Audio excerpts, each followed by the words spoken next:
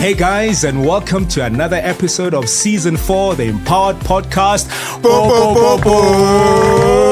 Yeah, man. And I'm here in studio with my man, Mr. Buhle Mantanga from the NEC. Buhle, say hi to our people. Greetings to all the viewers at home and a special greetings to the empowered youth. Come on, guys. Yeah. And for those who are in the Epumuleni region from the Eastern Cape, we've got your man in the house. So please like, subscribe, share, and drop your comment. Tell us where you're from. And please show some love to your man, Buhle Mantanga. Right, guys, tonight we have a very interesting topic. The reason it is just the two of us, we're going to delve into a subject that most of our young people are familiar with, but they don't know where to start. So we are discussing tonight the ministry journey. From starting point, expectation, mentorship, and the entire ministry life. So we're going to be dealing with our perspective, our own personal journey, especially those of you who are watching who have started this journey of going into ministry. It might seem a bit, overwhelming and daunting, but we are trying to, make it as easy and as unintimidating as possible. So I think maybe we can start off by saying, how do you know that you're called? Maybe I can ask Buhle, as someone who is in this ministry journey, Buhle, if you can just tell us, when did you know that you're called? I think it's a very tricky process, especially for one growing up at church. You get to a point whereby everything you do is just something that you expected to do, without really realizing that there is a deeper calling into it. I mean, when you talk about ministry, it's just serving and doing whatever you can do for the people, all because of Christ. So now getting to the realization that you truly called for this, it's a tricky process whereby at some point, especially us as Pentecostals, we do strongly believe in people affirming and people coming to tell us this is what the Lord is saying to us about our lives, that what we're doing. I think especially for us as young people, I think we just always mistaken it with passion. Whatever we do, we just always think it's just something we're passionate about, without realizing that there's a deeper calling into it, that is what the Lord is calling us to do. So now it's coming to that realization to know that actually whenever I'm doing this, it's whenever I get to find fulfillment. I'm at peace, I'm at ease. Then with proper guidance and with proper mentorship, that's where we can get to realize that this is what the Lord is calling us to do. I think that's one thing that's also been very evident in my walk, that for the longest time I just did it as if it was just something I was passionate about. Until now it started making sense. I felt a lot of fulfillment whenever I had to do it, up to a point that it was something that I think it was the only thing that I just wanted to do because of the joy and the fulfillment it brought into my life. So I think it's just a tricky part of really coming to the realization to say that this is what the Lord is calling me for. So I think that's what I've experienced in my personal life, and through proper guidance and mentorship, it's something that has emerged as the calling from God, and that this is what He wants me to do in His church. I think that's my journey, or that's my take on discovering one's calling, Didi. Well, would you like to share how old you were? Because I'm also, guys, trust me, I'm going to share my story, but I want to find out from Buhle. Maybe we share similarities of how old we were when we discovered that we are called. By the way, guys, side note, Buhle is actually a certified pastor's kid. So he's through and through a child of a pastor. So I think maybe Buhle, just share, if you have recollection of how old you were when you first had that, as you say, realization, that discovery that you're actually called, that it's not just because you are a son to a pastor, but you feel that God has really called you into ministry. Yeah, I did. I think it started off at a very young age. I think at some point, growing up at church, there are some things we just take for granted, then that we just end up doing because we used to. And also we conform to a certain lifestyle that we live up to because we believe that this is what people expect from us, especially as pastors' kids. So now coming to that realization, I think I was around about 8 to 10. Okay. In That's my pretty late, junior guys. years. But No, I I'm think kidding. that's when I took it seriously. Yeah. Because back then I think I didn't pay much attention to it. So what happened was that we had a group of guys from church, very active and very bold about our faith. We used to call ourselves the ambassadors. Okay. Yeah. Hopefully some of the guys are watching. remember. Yeah, we called ourselves the ambassadors. Yeah. So I think majority of us at the time were still in primary. And I was the youngest out of that group. So I think they were doing around about grade 8. And I was still grade 6, grade 7 at the time. So that's when, you'd see, because at that time we were very bold in our respective schools, at the streets.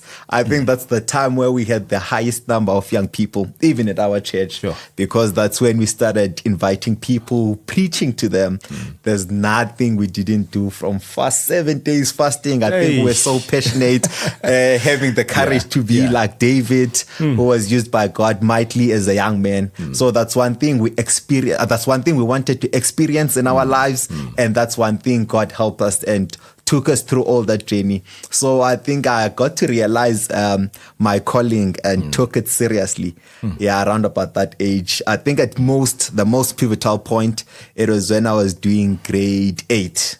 Okay. Yeah, that was the most pivotal point whereby I was like, this is it. So now you always have that constant battles. I think there's always a saying, especially where we come from, that can really a pastor give birth to a pastor. Oh, yes. So now, that's one thing I think I was trying to run away from because I was like, I don't want to prove people right. I just wanted to live my life as a kid. So now you're always carrying that stigma. So at some point, I think that's one thing that delayed me in taking it seriously because there was just always that stigma attached to it. Up to a point, even at school, you're just called mfundis. So even when they're doing their stuff, they always regard you as that. Even the teachers. So I think that's one thing that delayed me taking it seriously until I was doing about grade 7 or grade 8. That's when I was just comfortable and accepted it for what it is, Didi. Yeah. So guys, now it's time for me to tell you when my realization landed that I might be called.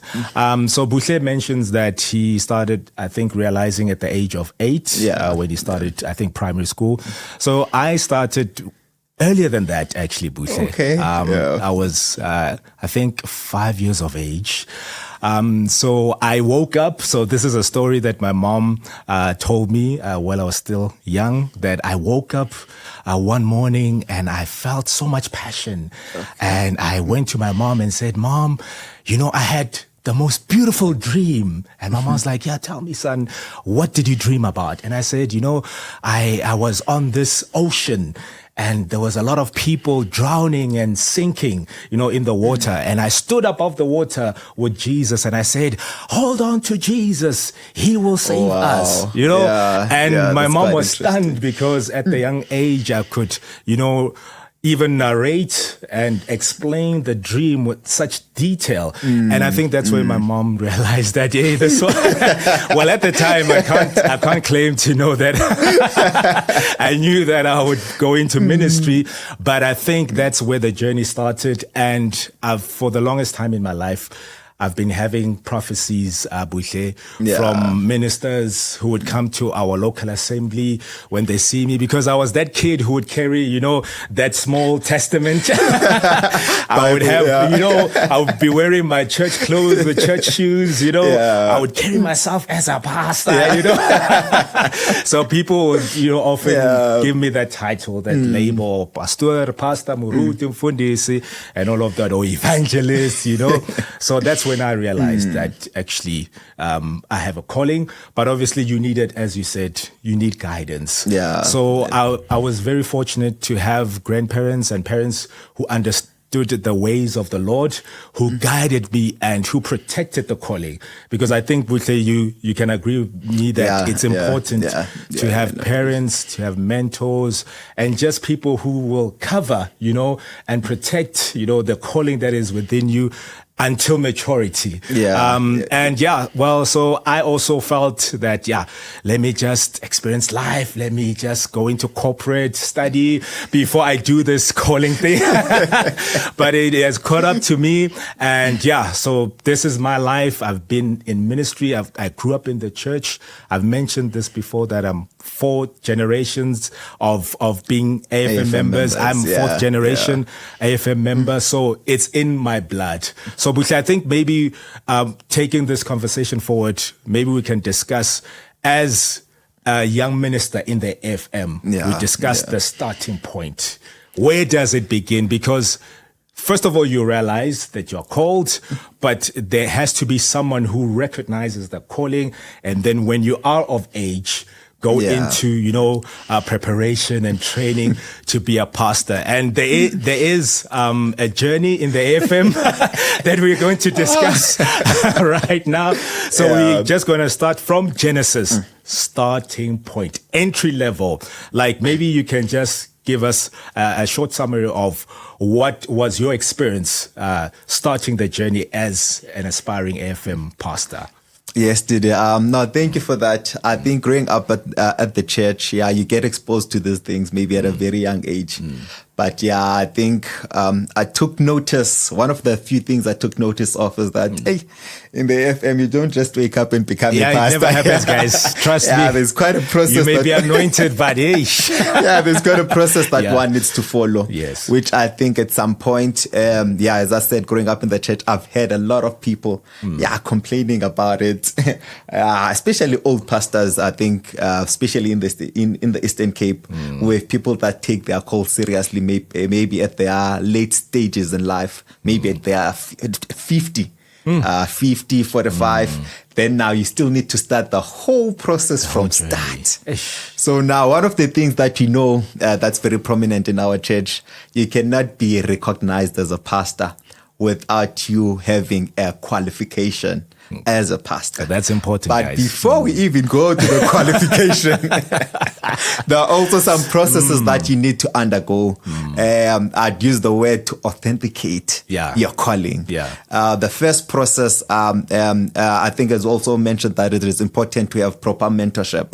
The first place that needs to establish your calling or to recognize your calling, it is your local church. So that's the starting point of it all.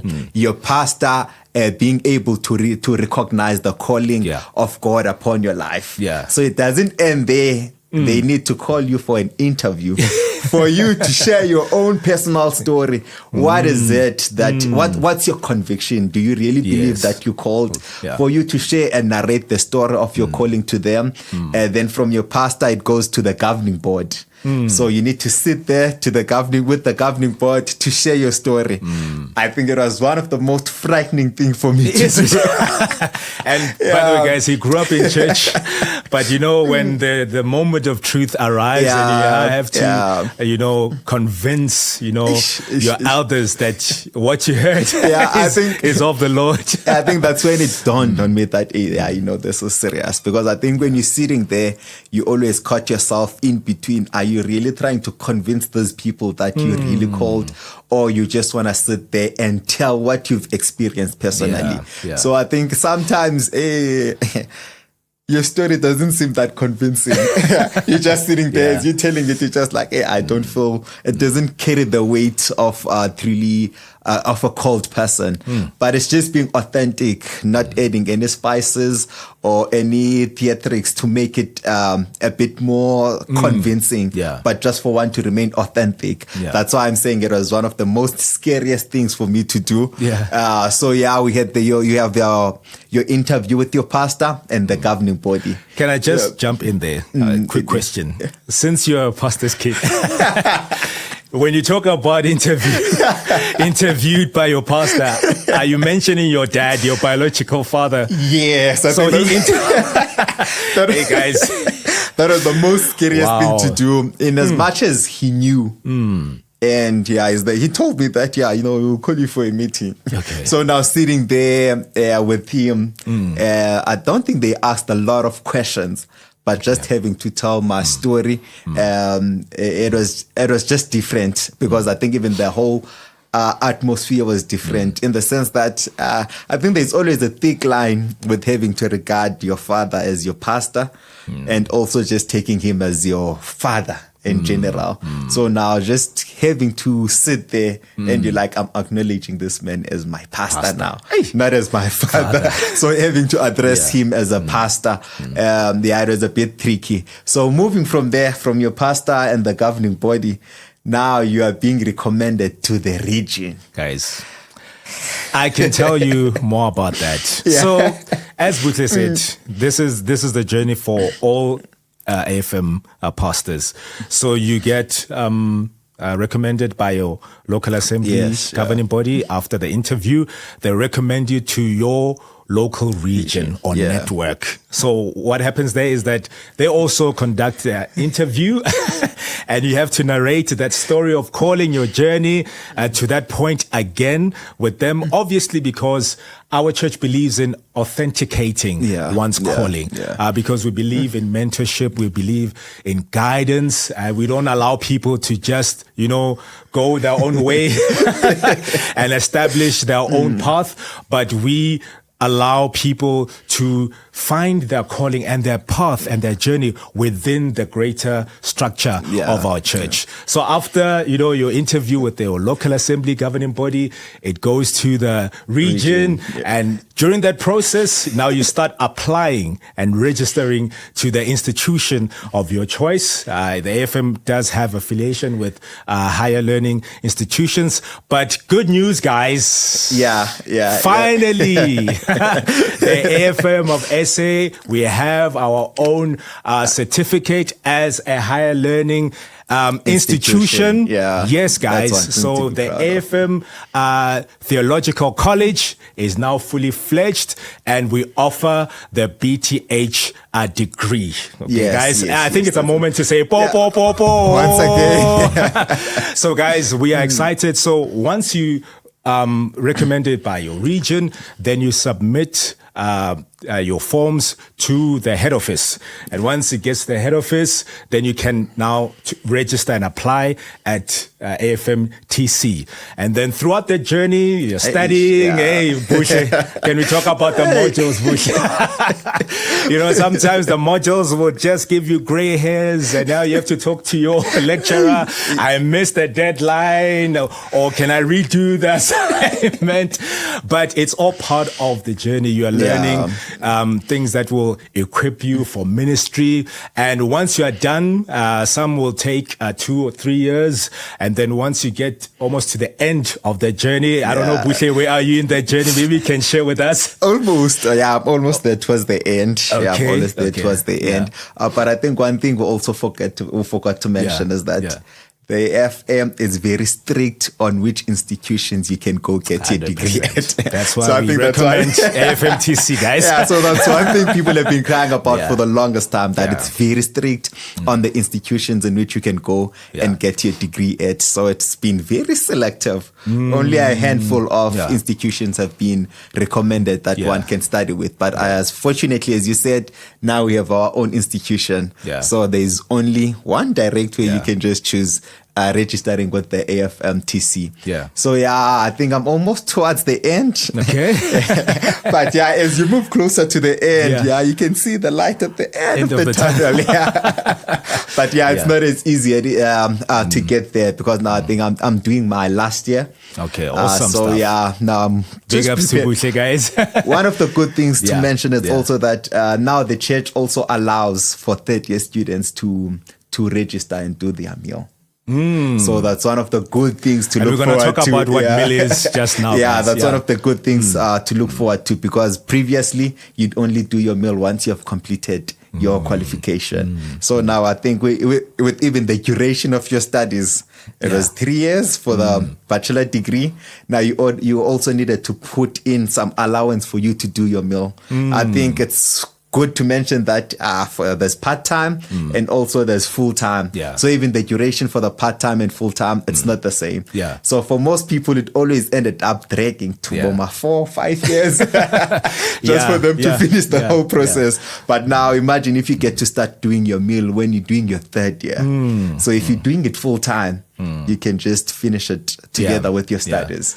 And that's a very good point, Buhle. So when we talk about meal, we're actually talking about ministry integrated learning. So that is almost like the probationary period or the training period for people who have completed or about to complete their theological studies, starting their journey to becoming ordained ministers. So that is a very important step, Buhle. Don't miss it because you won't get ordained. I can tell you now, even if your father is a pastor, no meal, guys, no ordination. So with meal, you undergo some training, workshops. You get, introduced to fellow ministers in training. It's a wonderful process. I'm already in that process, and it's a wonderful experience, so that at the end of that process, whether you're doing it full-time, which is 1 year, or part-time, 2 years, at the end of the process, we have a body, which is the highest decision-making body in the AFM, which is called the National Leadership Forum, or NLF in short. So that's where you get recommended. So before you start your meal, the region, your local region, will then conduct another interview with your local assembly governing body, and then submit your forms, which you get from head office, to the NLF. And then NLF goes through the names of the people who want to start their meal journey, and then they approve them. Once they're approved, then they can start their meal journey. By the way, guys, there's also an interview for meal. So as you can see, guys, I'm giving you this information so that you don't come to us and say, but we don't understand. So today we are laying it all out. But obviously feel free to speak to your youth assembly leaders or pastors. They can guide you in the process. But after your meal, obviously, then it's the big one, Buhle, the big day. Once the NLF approves you after completing your meal journey, then you go for an ordination interview. Buhle, we are not there yet, but I'm looking forward to it. We're looking forward to it. So after the ordination interview, then your name gets approved and recommended for ordination, and then your local region or network then facilitate your ordination ceremony. I think that is one of the most special and rewarding feelings. I think even more than completing your qualification, Buhle. I think just to imagine that moment where you take your oath as a officially licensed, ordained minister of the AFM.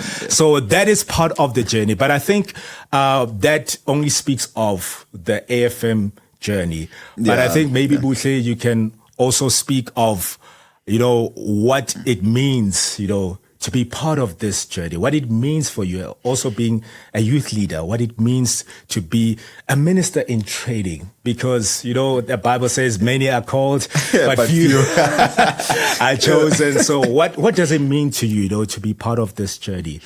Yeah, thank you, Dede. Before I delve in that, I think one thing we also forgot to mention is that it is of paramount importance before you even partake in this journey, for you to be a member in good standing. We did local AFM member. Hey, that one. With a member standing. In good standing. Because there are a lot of things that can just set you back. For instance, we are a church that believes in tithing. So you cannot want to be a pastor, but then there are some things that you don't believe in, or there are some things that you don't fully partake on. So that's why I'm saying it's important for you to be a member, in good standing. So I think the whole journey, it's very significant and important in one's life, because it also broadens your horizon. Coming from a local assembly, there are a lot of things that you don't really look into. Even the work pastors put behind the scenes, we're not really exposed to such. I always wondered why my father always had a lot of books. Even for every sermon, he sits there, he prepares with Bible dictionary, concordances. Yeah, there was just a lot that went. So I never understood. I always took it lightly to just say, whenever you're just preparing for someone, you just read a verse in the Bible, you'll speak as the Spirit leads. But now when you undergo training, that's where you get to see that it's not as easy as it seems. In most cases, always hear people speaking about the importance of context. Now, it's not something that you can just wake up and know, but it's something that you do need training for you to really understand. Because whenever we talk about context, now we also look into the people's lives that lived before we even came. The message that was addressed to them. One of my favorite scholars, you always say that the Bible will never say to us what it never meant to its original audience. So now, even getting there, now you really get to see the importance of you undergoing training. I think there's also one of the modules I like, which is practical theology. Now it takes you away from the from the theory. The theory. The book side. Then exposes you to what's expected of you as a pastor. And now that truly aligns your journey overall and makes it to be balanced, not to focus on the theory, but to just also know and have passion for God's people. So I think it's also very important to have that balance because we really need that training. I'm sure you can also point out a few things on its importance. I think as Buhle mentioned, it's important to have a mentor. You cannot be an ordained minister in the AFM without a mentor. So you can't just say, I'm flying solo. I'm called. No one needs to authenticate or verify my calling. I think the reason for this is not to have gatekeepers in a sense or make it difficult for people to enter into ministry. But I think the AFM has put in guardrails because as you know that we are a Pentecostal movement. So it's quite easy, in the whole spirit of Pentecostalism, to say, I'm called to be a prophet. You need people, wise heads, mentors to guide you along the way and to also make sure that even the gifts that God has imparted to you, you use them, with wisdom, and judiciously and with prudence, because we know that a lot of young ministers, what causes them to fall is even, the spiritual gifts that God has given them and they misuse them and it causes them to fall. So I think it's important for us to highlight the point of having a mentor. It can be your local assembly pastor or it can be someone that you and your pastor agree will mentor you in this journey. But it's quite important to have mentors on this journey. And I think one thing that actually pleases me, Buhle, is not only are we seeing more younger, ministers, entering this field of ministry or starting their journey in Mill and obviously going to Bible school. I'm seeing a lot of young female up-and-coming ministers. And it pleases me so much to see young women, taking up this journey of being ministers, in the AFM. So guys, please be encouraged. This is not to intimidate you. This should not be daunting. This is just to say, this is the journey and it will be worth it, Buhle, at the very end. Definitely. So as we wrap up, what would be your word of encouragement to, the up and coming aspiring pastors, especially in the AFM? There's a saying, Didi, that says, whatever that you do is not legendary unless your friends are there to witness it. So I think we've always carried that notion and took it upon ourselves that whatever we do when we say we're serving, it always needs to be something that we do for people to see. But it goes beyond that. I think when we look into the definition, it goes to a service. I think another definition that's quite intriguing, it's saying to serve as a slave. So in most cases, whatever a slave does, it's not necessarily what is seen by the people, but it's what's required from them.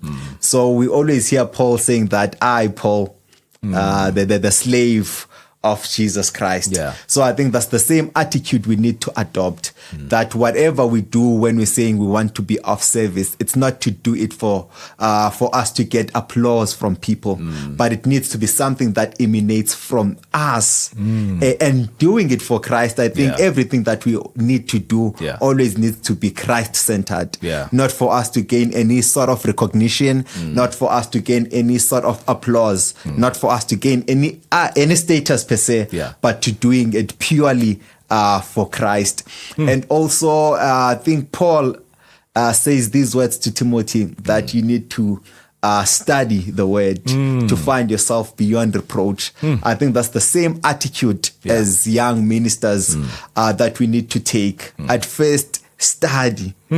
Study the word. It's important. Study the word. Study the word. That will also shape our whole identity, that will be able to shape what God has really called us for.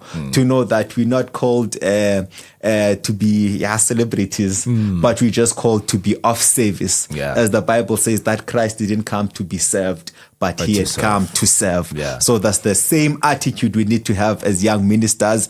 Whatever that you're doing in your small little corner, in most cases, you might not even have to undergo this process. But whatever that you do, be sure about it. Do it to your fullest, and knowing that whatever you're doing, you are doing it for the glory of God. So our main spectator, the person we're doing it all for, as God. The person that we're doing it for him to be glorified is God. So it's not for us. Even if people do not clap for us, even if people don't see what we do, it doesn't need to get us to be demotivated. So we just need to know that we're all doing it for Christ. So all in all, embrace yourself. Embrace yourself. Be sure and be confident in what the Lord has called you for. As I prepare to close, Didi, I think it is also important to hold on to what the Lord has spoken to you. Come on. Be true to it. Do not expect people to understand. But if you are fully convicted that the word you're running with, it's coming from the Lord, then rest assured he'll be there to carry you through. Amen. So it's really important to be yourself. Yes. And I think one of the scriptures that really speaks to me, it's one of my favorites, is in the book of Acts 13 verse 36, where the Bible says that, and now David served God's purpose in his own generation, and then fell asleep. And we are not told about the fivefold ministry there. We're just told that David served God's purpose. So the most important thing, which I believe, is finding your purpose, discovering what you're called to do, because your purpose will direct and inform your calling, and your calling will inform and direct your ministry. Ministry is not just about standing behind the pulpit, having a mic and with a face cloth, sweating. Running around the ministry stage. can be, behind the camera. Ministry can be, missions, can be personal evangelism, empowerment, teaching, can also be business, So it's important, my brothers and sisters in the Lord, to find your purpose so that you may serve God's purpose in your own generation. But to those who are aspiring and who are called to be ministers, please hang in there. I know there will be moments where you're questioning your calling and how tedious the journey can be, how long it can be, but please hold on and know that God is with you every step of the way. Thank you so much, Buhle, for joining me on this episode. Guys, that is it from us. Thank you so much for tuning in, and we want to see you next week, same time, same place on the Empowered Podcast. Good night and God bless.